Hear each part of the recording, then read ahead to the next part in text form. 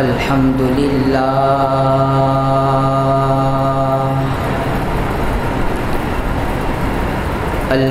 للہ رب العالمین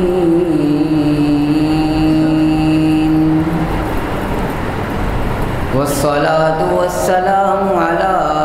سید الانبیاء وخاتم المرسلین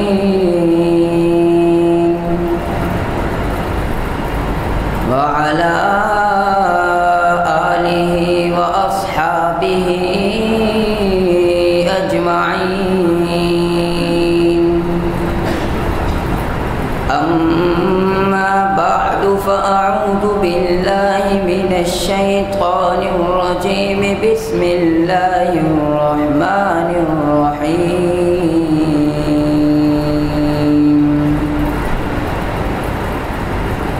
ان اللہ اصطفى آدم ونوحا وآل ابراہیم وقال تعالى في مقام آخر محمد رسول الله والذين معه أشداء على الكفار رحماء بينهم وقال تعالى ما كان محمد أبا أحد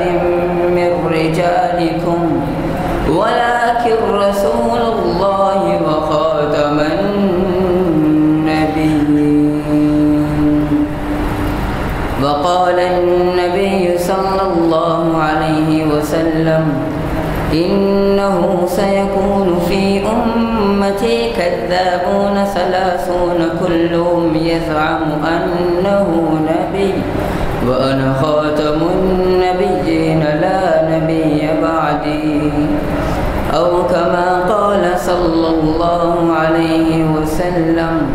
أصحابي كالنجوم فبأيهم اقتديتم اهتديتم صدق اللہ العظیم۔ لفظوں میں بیاں وصف پیمبر نہیں ہوتا، لفظوں میں بیاں وصف پیمبر نہیں ہوتا، کوزے میں بند کبھی سمندر نہیں ہوتا، جو نہ مانے تیرے فخر کو،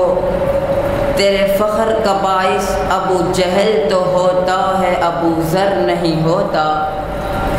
جو نہ مانے تیرے فخر کو، تیرے فخر کا باعث ابو جہل تو ہوتا ہے ابو ذر نہیں ہوتا۔ قرآن قلب محمد پہ اتر کر کہا ہر ایک نبی صاحب کوثر نہیں ہوتا۔ میرے خیال سے آپ حضرات کو یہ شعر سمجھ میں نہیں آیا، آپ کو میرے ساتھ تعاون کرنا ہوگا، آپ کو جو جملہ سمجھ میں آئے سبحان اللہ کہنا ہوگا۔ میرے خیال سے یہ شعر آپ کو سمجھ نہیں آیا، میں ایک مرتبہ پھر یہ سناتا ہوں، پھر پوری مسجد گونجنی چاہیے سبحان اللہ کے کلمات سے کہ لفظوں سے بیاں وصف پیمبر نہیں ہوتا، لفظوں سے بیاں وصف پیمبر نہیں ہوتا،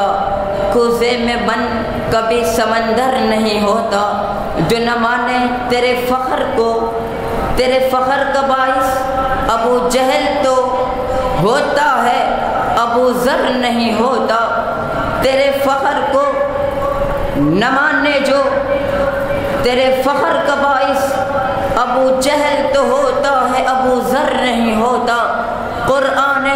قلب محمد پہ اتر کر کہا ہر ایک نبی صاحب کوثر نہیں ہوتا۔ آؤ یارو مل کر ایک کام کرتے ہیں، آؤ یارو مل کر ایک کام کرتے ہیں، زندگی صحابہ کے نام کرتے ہیں۔ کوئی شک نہیں کہ گستاخ صحابہ کافر ہے، کوئی شک نہیں کہ گستاخ صحابہ کافر ہے، ہم ذکر صحابہ سے ان کے جینا حرام کرتے ہیں۔ پھر مقتل سے اپنی باری ہر دار پرانا لگتا ہے، مقتل سے اپنی باری ہر دار پرانا لگتا ہے، صدیوں سے کٹنا سیکھا ہے، ہر وار پرانا لگتا ہے۔ تم سنگ اٹھاؤ یا خنجر، تم سنگ اٹھاؤ یا خنجر، بات تو جو ہے وہ کہنی ہے، یہ ظلم و تشدد سرکاری سرکار پرانا لگتا ہے۔ انتہائی واجب الاحترام قابل عزت تقریب علماء کرام، میرے عزیز دوستو، ساتھیو، ابو بکر و عمر کے یارو، عثمان و حیدر کے جانثارو، توحید و سنت کے پروانوں، اصحاب رسول کے دیوانوں، آج ربیع الاول کی 12ویں شب ہے اور آج علاقہ 11F کے اس جامع مسجد میں ایک خوبصورت تقریب سجائی گئی ہے، اور تقریب سجانے کے بعد اس کانفرنس کو ایک عنوان دے دیا گیا ہے، اور عنوان جس نے بھی دیا بڑا خوبصورت عنوان دیا ہے۔ عنوان ہے تاجدار ختم نبوت صلی اللہ علیہ وسلم، عنوان ہے تاجدار ختم نبوت صلی اللہ علیہ وسلم۔ اس کا مفہوم یہ ہے کہ اگر ہم عنوان ختم نبوت پہ بات کریں یا عنوان سیرت النبی صلی اللہ علیہ وسلم پہ بات کریں تو دونوں ایک ہی ہے۔ ہاں میں نے جب کسی سے پوچھا بتا عنوان تو میں نے بہت دیکھے، وہ کہتا ہے عنوان تو میں نے جمال مصطفیٰ بھی دیکھا، عنوان تو میں نے کمال مصطفیٰ بھی دیکھا، عنوان تو میں نے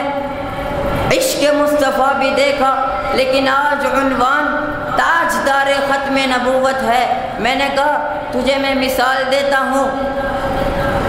آپ کسی بھی کتاب کا مطالعہ کریں، وہ کتاب جس مصنف نے لکھی ہوگی یا کوئی اسٹڈی کے حوالے سے آپ بات کریں، فزکس کی کتاب ہو، میتھس کی کتاب ہو، جو بھی کتاب ہو، آپ وہاں اس کا مصنف ہوتا ہے، سائنسدان ہوتا ہے، جب بھی وہ کوئی بھی آپ کھولیں گے سب سے پہلے اس کا تعارف لکھا ہوگا، اس کے بعد اس کے والد کا نام لکھا ہوگا، اعلیٰ تعلیم کہاں سے حاصل کی، کہاں پیدا ہوئے، کب پیدا ہوئے،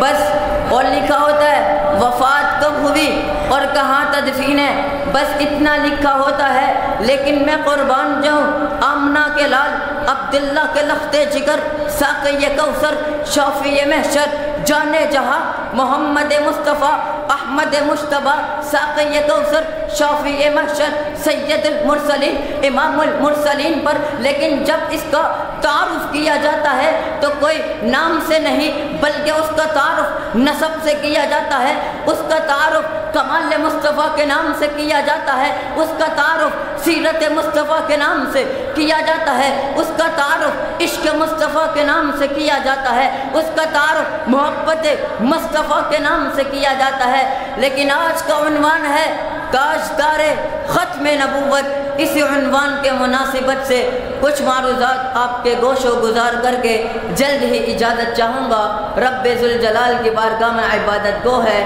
رب کریم مجھے حق اور سچ کہنے کی توفیق عطا فرمائے، اور مجھ سمیت آپ حضرات کو حق بات سننے، سمجھنے اور اس پر عمل کرنے کی توفیق عطا فرمائے۔ عزیزان گرامی، اللہ رب العزت نے ہمیں بہت سی نعمتیں حاصل کی ہے، بہت سی نعمتوں سے ہمیں نوازا ہے، اور نعمتیں نوازنے کے بعد کبھی اللہ رب العزت نے احسان نہیں جھٹلایا۔ قرآن میں کہا وَإِن تَعُدُّوا نِعْمَةَ اللَّهِ لَا تُحْصُوهَا، احسان نہیں جھٹلایا۔ لیکن میں قربان جاؤں آمنہ کے لال، عبداللہ کے لخت جگر، ساقی کوثر، شافی محشر، جانے جہاں، محمد مصطفیٰ احمد مجتبیٰ، فخر انبیاء، تاجدار انبیاء، فخر کائنات، تاجدار کائنات، سید المرسلین، امام المرسلین پر جب اللہ رب العزت نے ان کو مبعوث فرمایا تو احسان بھی جتلاتے ہیں. احسان جتلانے کے بعد قرآن کہتا ہے لقد من اللہ علی المؤمنین اذ بعث فیہم رسولا منہم. جی ہاں, اور ایک جگہ فرمایا وما ارسلناک الا رحمۃ للعالمین, ہم نے آپ کو رحمت للعالمین بنا کر بھیجا, ہم نے آپ کو شفیع المرسلین بنا کر بھیجا, ہم نے آپ کو ساقی کوثر بنا کر بھیجا, شافی محشر بنا کر بھیجا, سید المرسلین بنا کر بھیجا, امام المرسلین بنا کر بھیجا, امام الانبیاء بنا کر بھیجا, جانے جہاں بنا کر بھیجا, محمد مصطفیٰ بنا کر بھیجا, احمد مشتبہ بنا کر بھیجا, فخر کائنات بنا کر بھیجا, یتیموں کا والی بنا کے بھیجا, انسانوں کا غمخوار بنا کے بھیجا, خاتم نبوت بنا کر بھیجا. عزیزان گرامی, محمد کا نام عربی لغت میں دیکھا جائے تو اس کا معنی عربی لغت میں یہ ہے جس کی تعریف بار بار کی جائے. اس سے معلوم ہوتا ہے میرے پاک پیغمبر کی تعریف صرف انسانوں نے نہیں کی بلکہ حیوانوں نے بھی کی, ملائکہ نے بھی کی, جنات نے بھی کی, فرشتوں نے بھی کی. میرے پاک پیغمبر کی تعریف جانوروں نے بھی کی, پرندوں نے بھی کی. میرے پاک پیغمبر کی تعریف چوپائیوں نے بھی کی. میرے پاک پیغمبر کی تعریف حیوانوں نے بھی کی. میرے پاک پیغمبر کی تعریف قرآن نے بھی کی. قرآن کہتا ہے ان اللہ اصطفیٰ آدم و نوح و آل ابراہیم, کہیں کہتا ہے ولیکن اللہ یجتبی من رسلہ من یشاء, تو کہیں کہتا ہے یاسین والقرآن الحکیم, تو کہیں کہتا ہے ما کان محمد ابا احد من رجالکم, تو کہیں کہتا ہے ولیکن رسول اللہ وخاتم النبیین, تو کہیں کہتا ہے طٰہٰ ما انزلنا علیک القرآن لتشقیٰ. جی ہاں, میرے پیغمبر کی تعریف صرف تعریف ہی نہیں کی بلکہ محبت کا اظہار بھی کیا ہے. شاعر کہتا ہے کہ محمد سے وفا تو نے تو ہم تیرے ہے, یہ جہاں چیز ہے کیا لوح و قلم تیرے ہے. عزیزان گرامی, ختم نبوت کا ایک معنی یہ بھی ہے, بلکہ میں یوں کہوں کہ ختم نبوت تمام ارکان میں سے ایک اہم رکن بھی ہے اور ایک یہ مسئلہ بھی ہے.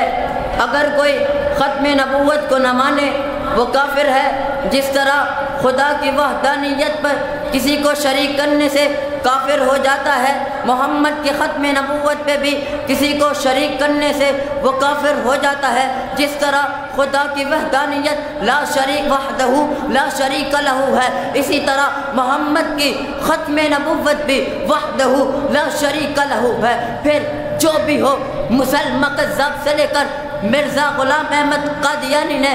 جتنوں نے بھی نبوت کا دعویٰ کیا, میں ان کو یہ کہتا ہوں کہ جو ہوں فرعون ان کو میں خدا کہہ دوں یہ مشکل ہے. جو ہوں فرعون ان کو میں خدا کہہ دوں یہ مشکل ہے. جو ہوں قذاب ان کو میں انبیاء کہہ دوں یہ مشکل ہے. مجھے زنجیریں پہنا دو, مجھے سولی پہ لٹکا دو, مگر میں راہزنوں کو رہنما کہہ دوں یہ مشکل ہے. جو ہوں منکر قرآن, منکر ختم نبوت, ان منکروں کو میں مسلمان کہہ دوں یہ مشکل ہے.